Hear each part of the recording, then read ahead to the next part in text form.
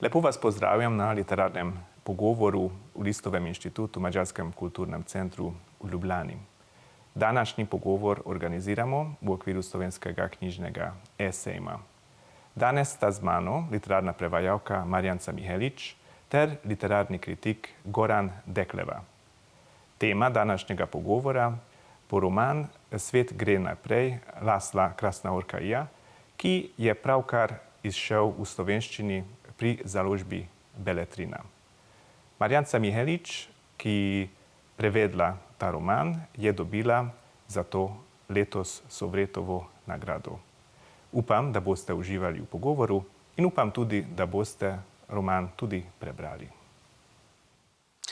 Spoštovane obiskovalke in cenjeni obiskovalci slovenskega knjižnega sejma, ki že drugo leto zapored poteka takole na oddaljen digitalen način, lepo pozdravljam.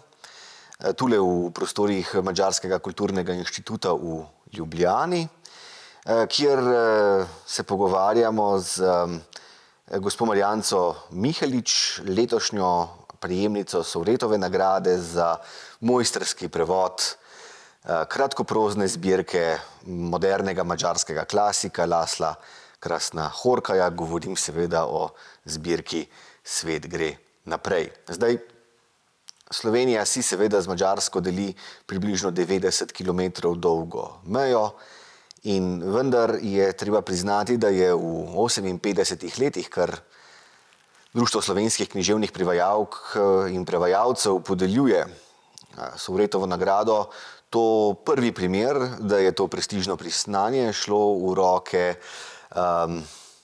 prevajalki, ki se seveda posveča mađarski književnosti. To se zdi vsaj malce nepričakovano, čeprav najbrž ni nobena skrivnost, da so kulturni stiki med Slovenijo in Mađarsko nekoliko manj intenzivni, kakor pa tisti, ki jih imamo z Avstrijo ali Italijo.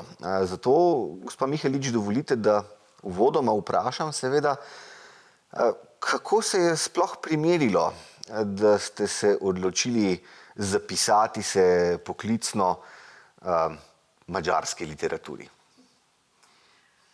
Ja, kaj bi rekel na to naš pisatelj oziroma kako bi on odgovoril, ne? Govorimo lahko o naključju, če seveda verjamemo v to. Mogoče bi pisatelj odgovoril, da je naključje nekaj takega, čemu rečemo prehajanje med svetovi, skratka, ni bilo nobene odločitve. Jaz sem kot mladoletna potepuhinja, sem potovala z vozovnico Interrail po Evropi sama in ko sem že prepotovala kar dobršen del Evrope, zahodne Evrope, naj omenim samo še to, da smo starši hodili do takrat samo v Trbiž po kakšne kavbojke, skratka, prvič sem se odpravila v širni svet, prepotovala dobršen del zahodne Evrope, nekako sem se navadila na vse, vzameš karto v roke, obvladaš metro, Youth Hostel poiščeš, vse je šlo, ko se znajdem tudi v Budimpešti. Tam pa ni šlo nič. Vse je bilo zaprto, ljudje so govorili samo mađarsko, rusko niso hoteli, bila je še železna zavesa. Youth Hostlov niso poznali, bila je kot zaklet grad. In potem sem se še namesto na večerni vlak za Poljsko, sem rekla, grem čim prej odtod, odpeljala v garažo, po pomoti, prepešačila celo noč in se podpisovala s prevodnikom na vlaku, ker ni verjel, da sem to jaz, podpis preverjal na potnem listu, sem rekla, v to zakleto državo, ko sem končno odpotovala proti Dunaju, ne pridem nikoli več v življenju. In kaj se je potem zgodilo? Verjetno sem na to malce pozabila. Čez 10 let so bili v kinu Komuna odlični mađarski filmi v okviru festivala po Beogradu Minifesta, ne? In bili so res odlični, nagrajeni z evropskimi nagradami v Cannesu. Še danes vem za njihove naslove, igralce, režiserje in tako naprej in ostali so mi v spominu. Ko sem že po diplomi se razgledovala po lektoratih, verjetno sem hotela še kam iti, ne se pa kar ustaliti, sem videla, da se je izpraznilo prosto mesto na lektoratu v Budimpešti in sem rekla, to je to. In mogoče sem se spomnila tudi tistih dogodkov, enigme, ki nisem bila kos pred 10 leti, tega se zdaj ne spomnim in sem rekla, to bo vznemirljivo, gremo. Dobro, izziv vedno lahko seveda pač človeka motivira, ne? Ampak vi ste študirali slovenistiko in filozofijo, ne? Kar je z drugimi besedami pomenilo, mislim namreč, da niste iz Prekmurja, da ste se morali madžarščine naučiti z ničle, ali kako? Ja, točno tako, kot Gorenjka, madžarščine v glavnem nisem slišala, preden sem prišla v Ljubljano, oziroma preden sem šla takrat v Budimpešto in potem v Ljubljano gledati te madžarske filme v komuno. Nisem, seveda ne, ampak sem človek, kamorkoli bi šla, bi se učila jezika, sploh pa, če sem imela namen ostati nekaj let. To so bile začasne službe, podaljševale so se pogodbe na 2 leti, torej zagotovo, jaz sem se zakopala v ta jezik, mene to, tudi učenje jezikov mi je vedno bilo zelo prijetno in fajn in uživala sem, neskončno sem uživala, ko sem se učila tega jezika. In me še vedno fascinira. Zdaj, vsi vemo, ne, madžarščina ne sodi v indoevropske jezike, ne. To pomeni, da je njena logika, kako producira pomen, precej drugačna od te, ki jo poznamo iz slovenščine ali nam bolje znanih, bolj sorodnih jezikov, ne, od hrvaščine do angleščine, ne. Kako težko je bilo pravzaprav stopiti v posebno naravo madžarske govorice? Ja, začetek res ni lahek, ampak pomagajo vsi jeziki, ki si jih kdaj učil. Ker takoj ti je jasno, vsak jezik pozna subjekt-objekt. Nekdo pripoveduje, nekdo o nečem pripoveduje, to se nekje dogaja, torej to je logika vseh jezikov na tem svetu. To so funkcije teh besednih enot, pa recimo temu stavčnične besedne vrste ali pa kakorkoli drugače. Recimo madžarščina nima sklona v našem pomenu besed, ampak na 21 načinov približno opisuje to, kar mi počnemo s skloni. Tako da ta sam sistem, ne spomnim se, da bi mi ga bilo težko razumeti samo strukturo, drugo pa je to začeti uporabljati. To je potem tisto, kar si moraš vtisniti v spomin, da praktično to deluje že podzavestno, ker res nimaš časa, saj veste, kako je sestavljati, ko ti že govoriš, sestavljati pa se spominja, da čakajte, svojilna konstrukcija je tako, skratka, nimaš časa, potem ne spregovoriš tako hitro. Problem sem imela seveda tudi z zapominjanjem teh besed, ker mi niso pomenile prav nič, ne, meni je bilo čisto vseeno, ali je to vrš, ali je prš, ali je krš, skratka, kaj pomeni ta beseda. In včasih še malce težko izgovorljiva in tudi besede se vlečejo v neskončnost, če malce pretiravam, ker slovenščina pregiba besede, se pravi samostalnike sklanja, to pomeni, da se ne daljša, ampak pač končnico spreminja, medtem ko madžarščina nima tega sistema, ampak preprosto samo dodaja, vse dodaja. Dodaja tožilnik, dodaja množino, dodaja možnost dejanja, zelo dolge so lahko te besede, ampak vrstni red tega pa spet ni poljuben. Tako da to so obrazila na obrazilo. Koren je mogoče en sam morfem, potem imaš pa 6 dodatkov ali pa 8 ali pa 10. Skratka, ampak najbolj me je navdušila, mislim, zanimala me je ta struktura seveda tako, navdušila me je pa ta imaginarnost tega jezika, ki je seveda drugačna od naše, od slovenske, drugačna tudi od slovanske, čeprav seveda je prišlo do te interakcije. V madžarskem jeziku so tako slovanske besede, kot tudi slovenščina prevzela neke madžarske in tako naprej. Ampak bistveno pa je, da te ustaljene forme, kot so frazemi in tako naprej, večinoma se razlikujejo. In tako kot mi rečemo, recimo, da zapriže to škatlo, pa rečemo to radiju, se ne hehitamo več ob tem, ker je to že ustaljena podoba. Ker pa Madžari recimo temu rečejo drugače, in pa recimo uporabijo čisto neko primero, recimo, če nimaš posluha, imaš palico v ušesih, tako rekoč, se pa ob tem neizmerno zabavaš in jaz sem se in to je tisto, kar me fascinira, me je fasciniralo in me verjetno vedno bo fasciniralo. Prav gotovo se drugače ne bi gospa Mihelič ubadali seveda s prevajanjem iz madžarščine. In prav tu je novo vprašanje, ki sem vam ga hotel zastaviti. Namreč eno je naučiti se madžarščine toliko, da razumeš stavke, da se znajdeš v vsakdanjem življenju, da lahko bereš časopis, poslušaš radijska poročila ali kaj podobnega. Ne? Ampak nekaj čisto drugega je pa seveda prevajati visoko literarno govorico. Saj to vemo tudi sami. Ne? V vsakdanjem življenju skoraj nihče ne govori tako, kakor Ivan Cankar piše. Ne? Zdaj, pri madžarščini pa se mi zdi, ne, da je njihova literarna praksa prav poudarjeno nagnjena k umetelnosti. Recimo črnogorski pisatelj Andrej Nikolaidis je napisal kratek roman v enem samem stavku in mu je dal naslov Madžarski stavek, zato pač, ker madžarska književnost slovi po tem, da je napisana v izjemno dolgih povedih, ki se lahko vijajo čez več strani. Vse zadnje, Laslo Krasnahorkaj je eden takih avtorjev. Ne? Ja, to je res.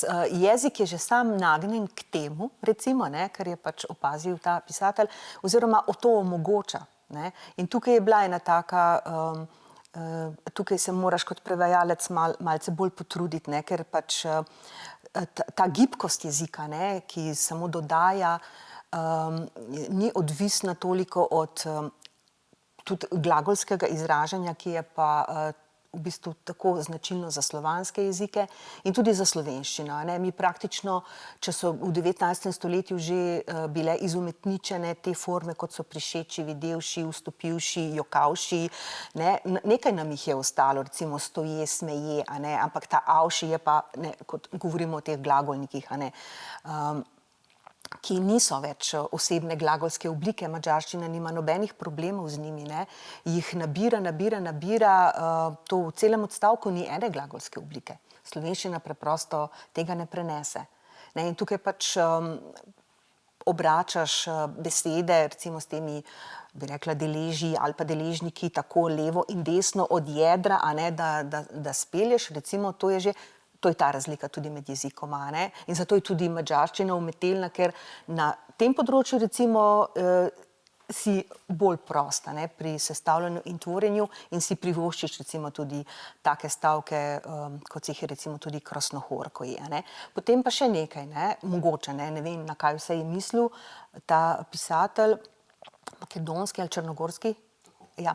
V glavnem tudi register, recimo, ne, kjer je pač register salonskega jezika ali pa tega vljudnostnega jezika, recimo, ne, ki jih slovenščina nima, ker jih ni imela, ker jih ni vzpostavila, ki jih ni ustvarila skozi zgodovino. Ima drugje svoje besedišče, svoje bogatstvo, ne, da smo pošteni.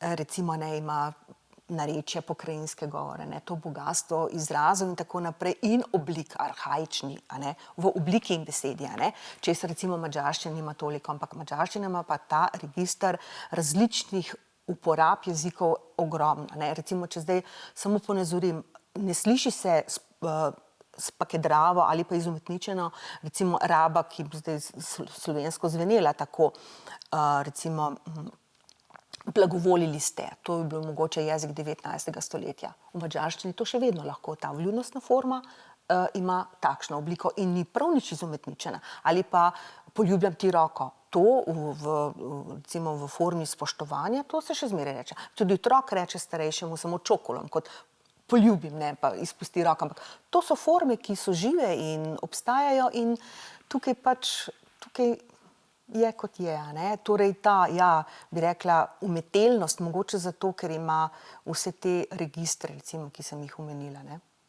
Ja, seveda, sleherno prevajanje je vselej pač več kot samo prenašanje iz enega jezika v drug jezik, ampak je vselej slej ko prej tudi prevajanje iz ene kulture, iz enega družbenega konteksta v drugo kulturo, drug družbeni kontekst, ne? No, zdaj, madžarščina je seveda pač jezik, ki ga govori kakšnih 12 milijonov ljudi, nekaj takega, 10 milijonov jih živi seveda na Madžarskem. Ni eden večjih jezikov torej v svetovnem merilu in vendar mislim, da lahko brez najmanjšega dvoma rečemo, da so vsaj 4 avtorji v drugi polovici 20. stoletja pri samem vrhu svetovnega literarnega parnasa. Ne? Govorim seveda o Nobelovcu, Imreju Kertésu, pa o Petru Esterháziju, Petru Nadašu in Laszlo Krasznahorkaju. To je zastrašujoče. Ne? To so, ne vem koliko književnosti se pa lahko pravzaprav pohvali s takšno prvo postavo. No? Kaj mislite, kaj je botrovalo temu, da je Madžarska tako presežna pravzaprav v drugi polovici 20. stoletja, prava literarna velesila? Ja, to je, mislim, da precej težko vprašanje, ob tem, da ne bi rada zapadalo kakšne stereotipe o tem, kako so nekateri narodi boljši v umetnosti, drugi v znanosti, četrti, mislim, ne vem, nimam odgovora, no? Ne vem, kaj naj rečem. Zaradi tega, ker v resnici, dobro, mogoče, če zdaj rečem takole, mogoče je od vseh naštetih najbolj uspela ravno Krasznahorkaju. V tem smislu biti svetovni avtor. Ne? In jaz mogoče imam tak občutek, je pa tudi res, da je to pisatelj, ki je največ od vseh tudi potoval po svetu. On je odšel z Madžarske kmalu po izidu njegovega prvega romana Satanov tango, 1985 je izšel, ki na Madžarskem, to je bila takrat še socialistična država, za železno zaveso, ni bil preveč dobro sprejet. Ne? In po zaslugi njegovega prijatelja, tudi literata Mikloša Mesoja, je dobil štipendijo, kamor je odpotoval. Odpotoval je v zahodni Berlin in od takrat naprej on sam je izjavil, da se ni želel iti, ampak da je bil to nekako edini način, da je verjetno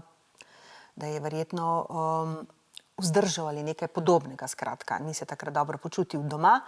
In od takrat naprej pravi, dom je iluzija, ne? Torej potuje po svetu, no? To sem hotela reči, in v njegovi književnosti je ogromno Azije, Japonske, vse, kjer je bival kot štipendist po 9 mesecev, 1 leto, kamor se je ves čas vračal, Kitajska, vse to je, vse povsod tam je bil, potem je živel, ko je pisal roman Vojna in vojna, je dolgo časa živel v New Yorku, spoznal je prijatelja tega Allena Ginsberga, ne, ki ga je povabil k sebi. Skratka, imel je tudi, verjetno tudi, je spoznal prave ljudi v pravem času, ker je navdušil njega, navdušil je Susan Sontag.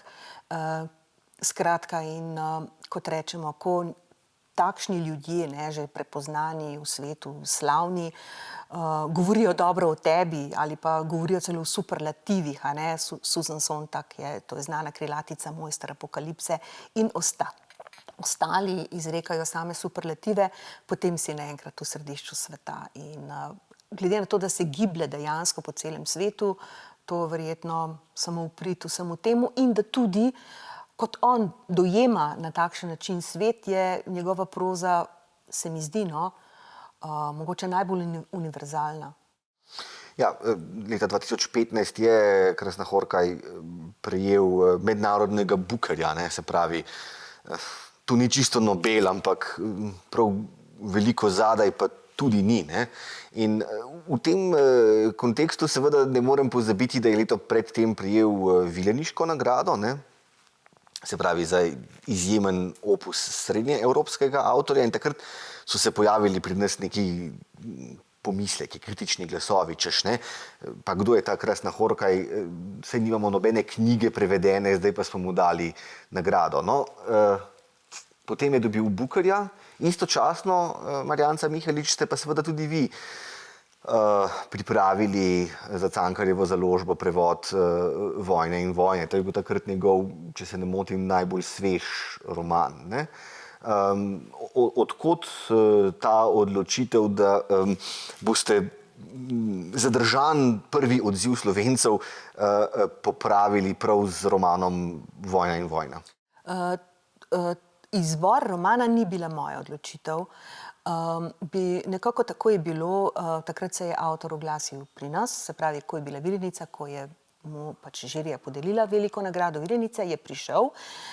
Tudi jaz sem se srečala takrat z njim in seveda žirija Vilenice je bila zelo vesela, da je praktično podelila nagrado prej, kot je dobil nagrado Vilenice, prej, kot je dobil Bukarjevo nagrado, da niso samo ponavljali že velikega in ovenčanega avtorja, ne, v tem smislu.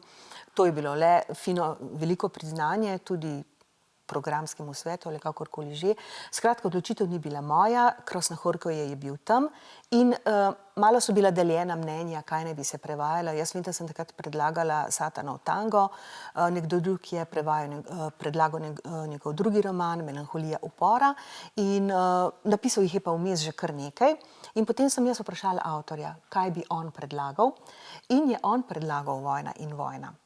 On je predlagal ta roman, sem rekla, in sem tudi povedala, jaz sem predlagala Satanov tango in je rekel, najprej Vojna in vojna, kot drugega pa Satanov tango. No in zanimivo, jaz sem, ko sem gledala, kaj vse je že prevedeno, sem videla, da je pogosto bilo tako, da niso najprej prevedli njegovega prvega romana, ampak prav, mogoče je tudi on tam predlagal, ali pa se je to izkazalo za dobro potezo založnika, da je bila najprej Vojna in vojna ali pa Melanholija upora, pa je potem tretji roman dejansko, da je potegnil nazaj Satanov tango. Tako da sem pa jaz že prevajala, ko je prišla ta nagrada. Ja, skratka, izbran je bil ta roman za prevod in tako je potem bilo. Ja. Razumem. Zdaj, Vojna in vojna najbrž v mislih številnih bralk in bralcev seveda povleče s seboj asociacijo na znameniti Tolstojev roman, ne? Kjer je očitno svet, v katerem sta možna tako vojna, kakor mir. Ne? Pri zgodbi, ki jo Krasna Horka v Vojni in vojni plete, pa najbrž ni tako. To je eden izmed teh literarnih naporov, ki so mu prinesli ta epiteton, ne, to oznako mojster apokalipse. Ja, seveda, vojna, torej Krasna Horka ji pač meni, zdaj smo v tem bi rekla, kakšnem času, civilizacijskem mogoče, skratka v tem smislu ni več miru, nenehno smo v vojnem stanju, ne, vse to, kar se dogaja, je nenehna vojna z različnimi sredstvi, seveda, ne. Tudi o tem govori. Najbolj fascinantno se je meni zdelo pri tem romanu to, da je v bistvu kar nekaj časa prej, mislim, da je roman Vojna in vojna bil napisan in izdan v izvirniku okrog leta 1990, ne, precej prej, kot so se začele emigracije, begunski, ti množični, seveda precej prej, 15 let prej se mi zdi, preden so se začeli ti masovni nekako prihodi beguncev, ko so se ponovno začele vojne in tako naprej, zidovi pojavljati in tako naprej. On je vse to v neki čisto drugi zgodbi, kjer se prav to dogaja, ne. Gradijo se gradijo se zidovi, pridejo ubežniki, jih naplavi na grški otok in tako naprej, kot nekakšna vizija, ne. In to dostikrat ne je slišati ko govorijo o njegovem delu, da je dejansko nastopa kot vizionar, sodobni prerok in tako naprej. In govoreč recimo ko govori tudi o tem, da se porušita ta dva trgovska stolpa v New York in tako naprej, ne, s temi asociacijami, na gradnjo Babilona, z asociacijo na človeško nečimrnost in napuh, s katero vedno znova hoče presegati samega sebe, svet in naravo, ne, vsakič znova doživi fiasko, ne, to nekako se še bolj izkristalizira prav v tem romanu Vojna in vojna in vse to iz tega romana, ki ga lahko berejo tudi slovenski bralci, dejansko radikalizira še bolj v tej prozni zbirki Svet gre naprej. Ja, zdaj je, mislim, da pravi trenutek, da se ji nekoliko podrobneje posvetiva. Na nek način se mi zdi, da je Svet gre naprej morda vabljivejša v toliko, kolikor pač jo lahko beremo po koščkih, od zgodbe do zgodbe. Ne? Ampak po drugi strani se mi pa zdi, da je mogoče njegova pisava tu še bolj kompleksna kot v Vojni in vojni, pa tudi filozofsko nekoliko bolj poglobljena. No? Kakšen je vaš vtis, Marjanca Mihelič? Ja, enak. Ne? Medtem pred to prozno zbirko je nekako še, bi rekla, mojster apokalipse, ne? Dopuščal možnost recimo posameznika v tem smislu, da se umakne v svoj notranji svet, da se potopi v umetnost, da se skratka odmakne od odmika, ne, možnost od te norosti, kaosa, vojnega stanja v svoj notranji zasebni svet, nekako je radikaliziral v naslednjih delih do te stopnje, da je vse to samo iluzija, da je skratka in to nekako tudi filozofsko podložil v tem smislu itak, ne, če reflektira vse to, ne, saj človeku ni dano, da bi zaradi te zapletenosti sveta lahko doumel, zakaj se to dogaja, zakaj se to tako dogaja in tako naprej. Ne. Sprav, da človek vedno je na svoji poti želje po razumevanju, ne, v človeka je vsajen ta paradoks, ne, vedno znova želi odkrivati, kako potekajo te osi sveta, a ne, to je nagnjenje človek k temu, je radoveden in vsakič znova doživi fiasko, ne, tega obljubljenega raja nikoli ne doseže, ne, to recimo v tej zgodbi o slikarju, recimo, a ne, ki vedno si želi naslikati to obljubo raja, ne, ampak tega ni mogoče naslikati, ne, ali pa Gagarin, ne, ki recimo zapelje svojo zgodbo o prvem raziskovalcu vesolja oziroma Gagarinu v tem smislu, da to, kar je videl in to, kar je doživel, ni moč.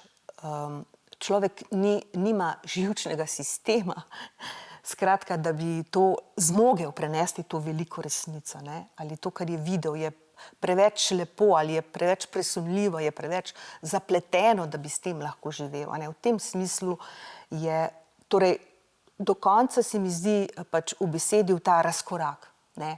Tukaj ni več, vse je bleščica, iluzije, torej tudi posamezniku, recimo je odrekel nekako to varno pribežališče, ne, zdaj tudi tega ni več, ne, in radikaliziral tudi v tem smislu, da govori o totalitarizmu, ne, v tej zgodbi Tezej univerzalni, ne, govori o času, ki je prišel po tem času, ki ga živimo zdaj.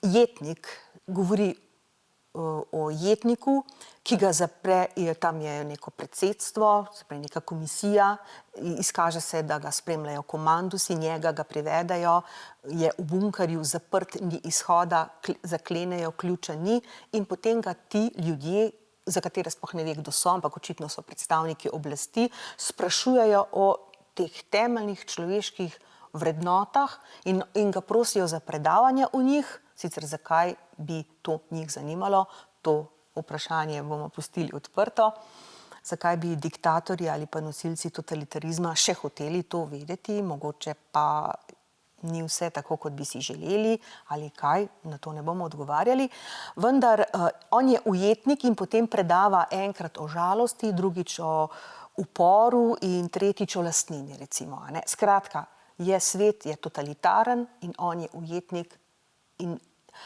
naroči vrvico, ko ga vprašajo, katere želje bi imel in naroči vrvico kot Tezej, ne, v labirintu, ampak seveda nam se porodi to vprašanje, ali bo s to vrvico prišel lahko iz te blodnjave, iz tega labirinta, kakršen je svet, recimo, ne, ali mu bo ta vrvica pomagala, tako kot je recimo v antičnem mitu pomagala Tezeju priti, ne, iz tega labirinta. Skratka, kakorkoli že, svet je prignan do roba. Svet je prignan do roba, se mi zdi, ne, ampak že naslov romana pravzaprav govori nekaj kontraintuitivnega, ne. V tistem trenutku, ko se nam zdi, da je vsega konec, ne, da so se vsi ideali humanistične, razsvetljenske civilizacije tako ali drugače izčrpali, izkazali za svoje lastno nasprotje ali kaj podobnega, ne? Ta svet vsemu navkljub in vendarle še kar vztraja in vztraja. Gre naprej. Kako si je mogoče razložiti ta paradoks? Verjetno se ga je mogoče razložiti na 1001 način. Ne? Vsak po svoje, če želi.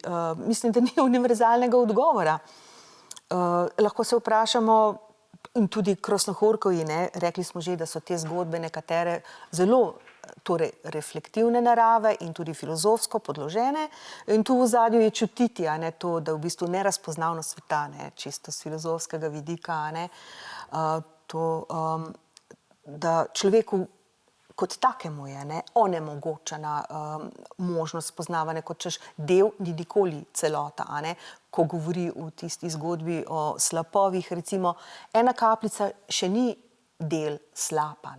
In slap ni samo sestavljen iz kapljice. Skratka, povedala bom še eno zgodbo, ki mi je bilo všeč, ko je dobil nagrado v Berlinu Most. Je povedal tole.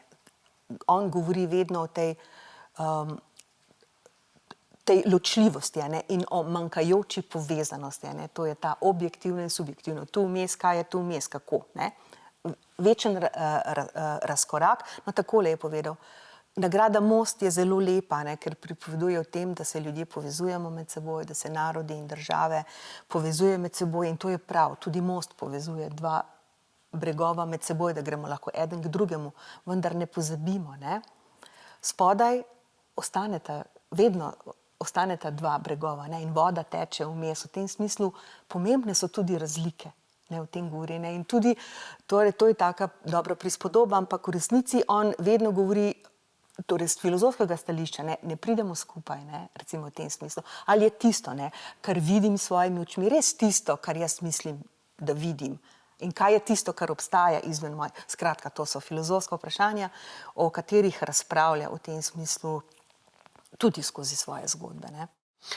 Zdaj, ko vas takole poslušam, se mi zdi, da sleherna založba, ki se odloči seveda za natisk Krasnohorkajevega prevoda, tvega, kolikor so pač založbe seveda subjekti sodobnega kapitalističnega gospodarstva. Hočem reči, literatura, ki jo ponuja Krasnohorkaj, ni nekaj, kar lahko beremo, kako ne rečem, tistih 15 minut preden zaspimo ali nekaj takega. To zahteva resen intelektualni, estetski napor vsakega bralca, vsake bralke posebej. Zagotovo, tukaj je nekaj premisleka, vendar imaš zgodbe, ki so bolj zgodbe, imaš zgodbe, ki so bolj premislek verjetno ali pa stališče do kakšne stvari.